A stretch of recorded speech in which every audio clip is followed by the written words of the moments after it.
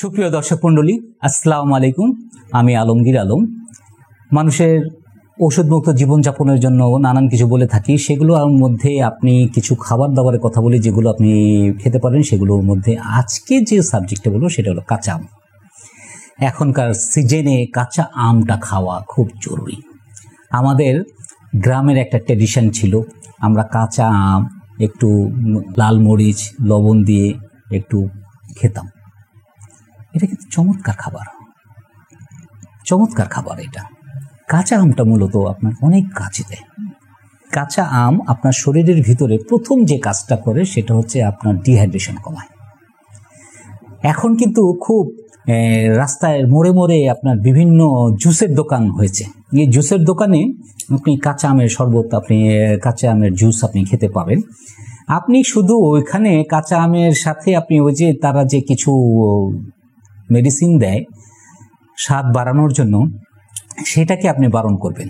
শুধু প্লেন কাঁচা আমের জুস খেতে পারেন। কেন খাবেন? কাঁচা আমের প্রধানতম কাজ হচ্ছে আপনার শরীরকে ডিহাইড্রেশন থেকে মুক্ত রাখা। সেকেন্ড হচ্ছে কাঁচা আমের ভিতরে এমন কিছু এলিমেন্ট আছে সেটাকে আপনার কনস্টিপেশন দূর করে। আপনার পেটের যত ধরনের সমস্যা আছে, আপনার আরেকটা জিনিস আছে সেটা হচ্ছে যে কাঁচা আম যদি আপনি রেগুলার খান, আপনার ত্বক ফর্সা হবে, ত্বকের গ্লো বাড়বে, এবং সেই সাথে চুলের যাদের রুক্ষ হয়ে আছে, সেটা কাঁচা আম যদি রেগুলার খাওয়া শুরু করেন, চুলেরও পুষ্টি, আপনার চুল পেতে থাকবে। চমৎকারভাবে আপনার শরীরের ভিতরে এই কাজগুলো করতে থাকে এবং খুব শান্তভাবে আপনার এই কাঁচা আমের শরবতগুলো, আপনার কাঁচা আমের যে মিনারেলগুলো আপনার শরীরের ভিতরে কাজ করতে থাকে। কাঁচা আমের আরও কিছু উপকারী দিক আছে, সেগুলোকে আপনি যদি বুঝতে পারেন তাহলে দেখবেন যে আপনি রেগুলার কাঁচা আম খাওয়ার চেষ্টা করবেন।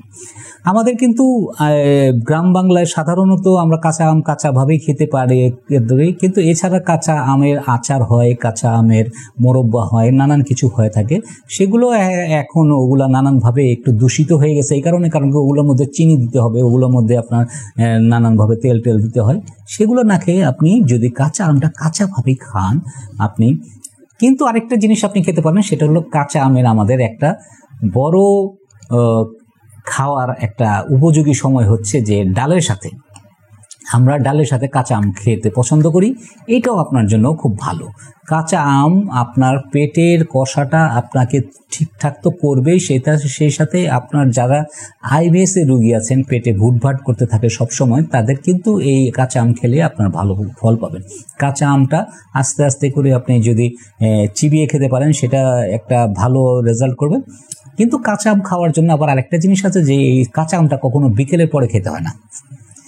আপনি প্রখর রোদের সময় আপনি কাঁচা আমটা খাবেন এবং বিকেল পর্যন্তই খেতে পারবেন। বিকেলের পরে যখন আপনার রোদ ঢেলে যায় তখন আপনি কাঁচা আম খেতে পারবেন না।